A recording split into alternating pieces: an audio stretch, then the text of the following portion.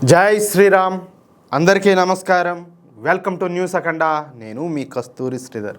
మిత్రులారా, ఈ న్యూస్ చెప్పబోయే ముందు మీకు అందరికి కూడా ఒక చిన్న విజ్ఞప్తి. మన న్యూస్ అఖండ ఛానల్ నిర్వహణకు, అలాగే మన ఛానల్ను మరింతగా బలోపేతం చేయడానికి నెలలో ఒక్కసారి మీ శక్తి మేరకు, అది ఎంత చిన్న మొత్తమైనా సరే, ఆర్థిక సహకారం అందించాలని చెప్పేసి మిమ్మల్ని అందరినీ కూడా కోరుకుంటున్నా. స్క్రీన్ మీద వచ్చి క్యూఆర్ కోడ్ ఉంటుంది. ఆ క్యూఆర్ కోడ్ స్కాన్ చేసినా పంపించవచ్చు. అలాగే ఆ కింద జీపే, అలాగే పేటిఎం నెంబర్ ఉంటుంది, దాని ద్వారా అయినా పంపించవచ్చు. అలాగే కింద కామెంట్ బాక్స్లో అకౌంట్ డీటెయిల్స్ ఇస్తా, వాటి ద్వారా అయినా పంపించవచ్చు. ఒకవేళ మీకు డబ్బులు పంపడంలో ఏవైనా సమస్యలు తలెత్తితే అదే నెంబర్కు వాట్సాప్ పనిచేస్తుంది. ఆ వాట్సాప్లో నాకు ఒక్క మెసేజ్ చేశారంటే నేను మరేదైనా నెంబర్కి పంపించాలా అనేది నేను మీకు తెలియజేస్తా. ప్లీజ్ దయచేసి ప్రతి ఒక్కరు కూడా సపోర్ట్ చేయండి, మన ఛానల్కు అండగా నిలవండి. ఈ కాలంలో స్వచ్ఛందంగా, అంటే ఎవరి మీద ఆధారపడకుండా ఒక ఛానల్ నడిపించాలనేది మామూలు విషయం అయితే కాదు. అది కూడా ఇదేం ఎంటర్టైన్మెంట్ ఛానల్ కాదు, మరొకటి కాదు కదా. ఒక జాతీయవాద వార్తలు అందిస్తా నలుగురికి ఉపయోగపడే విధంగా, దేశం కోసం ధర్మం కోసం పనిచేయడం అంటే నిజాయితీగా అది మామూలు విషయం అయితే కాదు. ఖచ్చితంగా కత్తి మీద సామే. కాబట్టి మీరందరూ కూడా మన ఛానల్కు అండగా నిలవాలని చెప్పేసి ప్రతి ఒక్కరిని కూడా కోరుకుంటున్నా. సరే, ఇక న్యూస్ విషయానికి వస్తే, మన దేశంలో ఎంత దారుణం జరుగుతుందో తెలిసిన, మనం కట్టేటటువంటి పన్ను డబ్బులతో జీతాలు తీసుకుంటూనే మన తిండి తింటూ మనకే వెనుపోటు పొడుస్తున్నారు కొంతమంది నమ్మక ద్రోహులు. అవును మిత్రులారా, కాశ్మీర్ గడ్డ మీద ఇప్పుడు ఒక కొత్త రకమైనటువంటి యుద్ధం అయితే మొదలైంది. దీని గురించి తెలుసుకుంటే రక్తం అంటే మరిగిపోతుంది. నిజానికి కాశ్మీర్ వివాదం అనేది మొదట్లో కేవలం భూమి కోసం, అక్కడి స్వయం ప్రతిపత్తి అంటే స్పెషల్ స్టేటస్ చుట్టూ తిరుగుతూ ఉండేదన్నమాట. కానీ 1980వ దశకం చివరిలో సీన్ మొత్తం కూడా మారిపోయింది. ఈ గొడవకు మెల్లగా మతం రంగు పులిమినారు. శాంతియుతంగా ఉండాల్సినటువంటి కాశ్మీర్ని కాస్త జిహాద్ వైపు మళ్లించినారు. ఈ ఒక్క మార్పు కాశ్మీర్ ప్రజల జీవితాలను, అక్కడ ఉన్నటువంటి ప్రశాంతతను నిలువునా పాతిపెట్టేసింది. కాశ్మీర్లో సుమారుగా 90% మంది మత పిచ్చితో రగిలిపోయే వాళ్ళు ఉన్నారు. ఎంతమంది? 90% మంది. మొదట్లో అక్కడ కాశ్మీర్ పోరాటం ఎక్కువగా సూఫీ సాంప్రదాయాలకు కట్టుబడి ఉండేదన్నమాట. కానీ 1989లో జరిగినటువంటి తిరుగుబాటు తర్వాత పాకిస్తాన్ కుక్కలో రంగంలోకి దిగినాయి. అక్కడి తీవ్రవాద సంస్థలు స్థానిక యువతను మతం పేరుతో రెచ్చగొట్టడం మొదలుపెట్టినాయి. ఎప్పుడైతే ఆఫ్ఘనిస్తాన్ నుంచి సోవియట్ సైన్యం వెళ్ళిపోయిందో, అక్కడ శిక్షణ పొందినటువంటి క్రూరమైన ఉగ్రవాదులందరూ కూడా కాశ్మీర్లోకి చొరబడినారు. హిజ్బుల్ ముజాహిదీన్, లష్కరే తోయిబా, జైషే మహమ్మద్ లాంటి ఉగ్రవాద సంస్థలు మతపరమైనటువంటి అజెండాతో హింసను రెచ్చగొట్టినాయి. అప్పటి నుంచి అసలైనటువంటి ఇస్లామిక్ జిహాదు కాశ్మీర్లోకి ఒక విషయంలాగా పాకిపోయింది. ఇప్పుడు టెక్నాలజీ పెరిగిపోయింది కదా, అందుకే వాళ్ళు సైబర్ జిహాద్ అనేటటువంటి ఒక కొత్త ఆయుధాన్ని పట్టుకున్నారు. ల్యాండ్ జిహాదు, లవ్ జిహాదు, సైబర్ జిహాదు, ఎన్ని జిహాదులు రా సామీన్ అయినా. ఈ వాట్సాప్, టెలిగ్రామ్ లాంటి యాప్స్ ద్వారా యువతనందరినీ కూడా ఆకర్షించి వాళ్ళ మెదడులో విషాన్ని నింపుతున్నారు.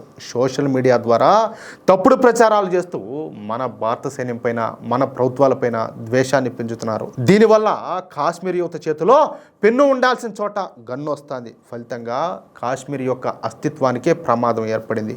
దీనికి తోడు నార్కో టెర్రరిజం అంటే డ్రగ్స్ అమ్మడం ద్వారా వచ్చేటటువంటి డబ్బుతో ఉగ్రవాదాన్ని ఇంకా పెంచుతున్నారు.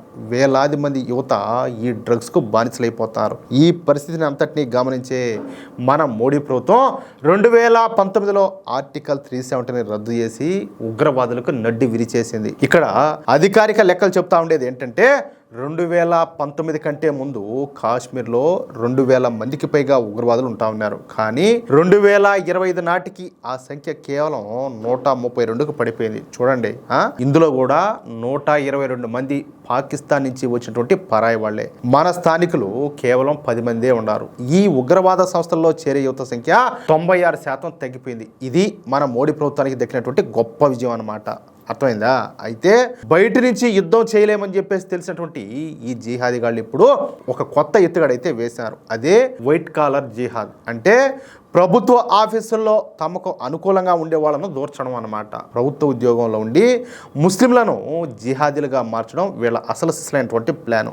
వీళ్ళు లోపలుండి ఉగ్రవాదులకు సమాచారం ఇస్తారనమాట. సేఫ్ హౌస్లో ఏర్పాటు చేస్తారు. చివరకు ఆయుధాలు కూడా సరఫరా చేస్తారు. ఇప్పుడు ఈ ప్రభుత్వ ఉద్యోగుల్లో మొత్తం అంతా ఉన్నారు. రెవెన్యూ డిపార్ట్మెంట్లో ఉన్నారు, పోలీసుల్లో ఉన్నారు, ప్రతి డిపార్ట్మెంట్లో కూడా ఉన్నారు. మన కేంద్ర ప్రభుత్వం ఈ ప్రమాదాన్ని ముందుగానే పసిగట్టింది.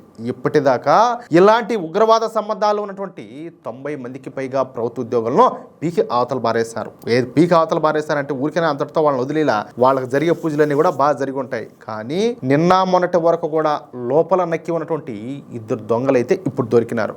వాళ్ళే ఫర్హాద్ అలీ ఖండే అలాగే మహమ్మద్ షఫీద్దార్. ఈ పేర్లు కొంచెం గుర్తుపెట్టుకోండి. వీళ్ళు మన దేశానికే పట్టినటువంటి చీడ పురుగులు. ఎందుకంటే మన దేశంలో ఉంటా మనం కట్టేటటువంటి పన్నులతో జీతాలు తీసుకుంటా మన దేశానికే నమ్మక ద్రోహం చేయాలని చెప్పి చూశారు. సరే, ఈ మొదటివాడు ఫర్హాద్ అలీ. వీడు విద్యాశాఖలో ఒక చిన్న ఉద్యోగి అనమాట. కానీ చేసే పనులు మాత్రం చాలా పెద్దవి. హిజ్బుల్ ముజాహిదీన్ కోసం పనిచేస్తా తన ప్రభుత్వ ఉద్యోగాన్ని ఒక ముసుగులాగా వాడుకున్నాడు. 2011లోనే వీడు హవాలా నెట్వర్క్ కేసులో దొరికినాడు. ఇప్పుడు 2011లో. కానీ అప్పుడు అధికారంలో ఉన్నటువంటి కాంగ్రెస్ ప్రభుత్వం చల వల్ల వీడు బయటపడి ఇన్నాళ్ళు కూడా మళ్ళీ అదే విషయాన్ని జిమ్మినాడు. కానీ ఇప్పుడున్నది ఎవరు? మోడీ ప్రభుత్వం. అందుకే వీడి తోలు తీసి జైల్లో వేశారు. ఇక రెండో వాడు మహమ్మద్ షఫీద్దార్. వీడు గ్రామీణాభివృద్ధి శాఖలో కారుణ్య నియామకం ద్వారా ఉద్యోగంలో చేరినాడు. కానీ వీడికి కారుణ్యం అనేది ఎంత మాత్రం కూడా లేదు. కేవలం వీడి మైండ్లో జిహాద్ మాత్రమే ఉండాలి. లష్కరే తోయిబాకు సహకరిస్తూ మన సైన్యం ఎక్కడుందో ఎటువైపు పోతుందో సమాచారం ఇచ్చేవాడంట. ఈ నెలలో జరిగినటువంటి సెర్చ్ ఆపరేషన్లో వీడు దొరికిపోయినాడు. వీడి దగ్గర ఏకంగా AK-56 రైఫిల్ అలాగే గ్రెనేడ్లు దొరికినాయంటే ఒక్కసారి మీరు అర్థం చేసుకోండి. ఒక ప్రభుత్వ ఉద్యోగి ఏకంగా గన్లు పట్టుకొని మన మీదకే దాడికి సిద్ధమైనాడు అనమాట. అర్థమైందా? అంటే వాడు ప్రభుత్వ ఉద్యోగి అయినా వాడు ఏ డిపార్ట్మెంట్లో ఉన్నా వాడి మైండ్లో ఉండే చిప్పులో ఆ జిహాద్ అనేది ఉంటే ఆ మత పిచ్చి అనేది ఉంటే వాళ్ళు ఇదే విధంగా ఉంటారు. కాశ్మీర్ ప్రభుత్వ ఆఫీసుల్లో ఇంకా ఇలాంటి వాళ్ళు ఎంతమంది ఉన్నారో ఆ దేవుడికే తెలియాలా. నా అంచనా ప్రకారం సగం మంది అయితే ఇలాంటి వాళ్ళే ఉంటారు. కానీ ఇప్పుడు వాళ్ళు బయటికి రాలేక భయంతో వణికిపోతారు. ఎందుకంటే ఢిల్లీలో కూర్చోండేది ఏం సామాన్యులు కాదు. అమిత్ షా గారు, నరేంద్ర మోడీ గారు. తేడా వస్తే ఈ ఉగ్రవాదులకు మద్దతు ఇచ్చే ప్రతి ఒక్కటి చిరునామా గల్లం తవ్వడం ఖాయం. కంటికి కూడా కనపడకుండా పోతారు. మిత్రులారా, మన పన్ను డబ్బులతో జీతాలు తీసుకుంటూ మన మధ్య తిరుగుతూ ఉగ్రవాదులకు సహకరిస్తున్నటువంటి ఈ నమ్మక ద్రోహుల తోలైతే ఖచ్చితంగా తీయాల్సిందే.